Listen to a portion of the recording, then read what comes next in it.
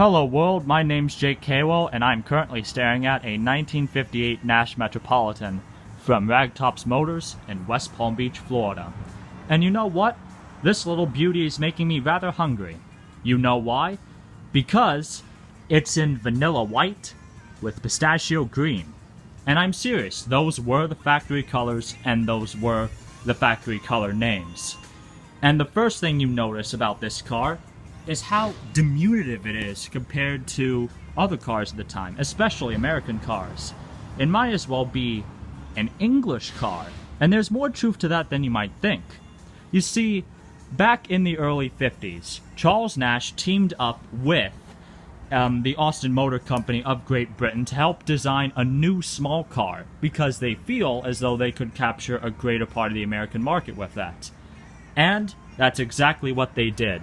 Austin Motor Company helped collaborate with Nash to develop this, the Metropolitan. The interior here is fairly Spartan by American standards, but luxurious by English ones. Because as you can see, there's two-toning, and already that means a little bit of luxury by American standards.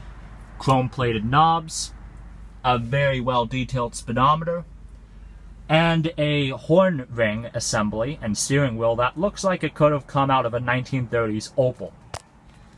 And the back seat, whew, I'm afraid there's not much room in there.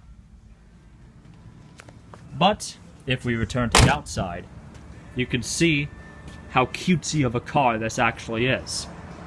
Now, under the hood, there lies the venerable A-Series inline-4 engine that develops around 80 horsepower. 80 horsepower would not be a lot by American standards, but considering how small and how light this car is, only at 2,200 pounds, 80 horsepower is more than enough motivation. And under the boot here, which by the way wasn't even available until this year, you can see that it's barely bigger than the average icebox. But surprisingly, it can carry a cardboard box. Weird. There we go. Cutesy little spare tire. The taillights that were actually borrowed from the Nash Ambassador of that year. And the side panels, which, as you can see, were unibody, as Nash prioritized unibody construction during this time. And one more fun fact before I leave you guys on this beautiful 1958 Metropolitan. It was actually Steve Jobs' very first car.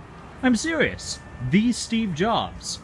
And in his autobiography, he is said to have stated that although the Metropolitan would have been absolutely the coolest thing now, it was the nerdiest thing at his time. And you know what? That's exactly how I feel about it now. It would have been suspenders back then, but now they've turned magically into a leather belt. This is Jake Kaywell signing off.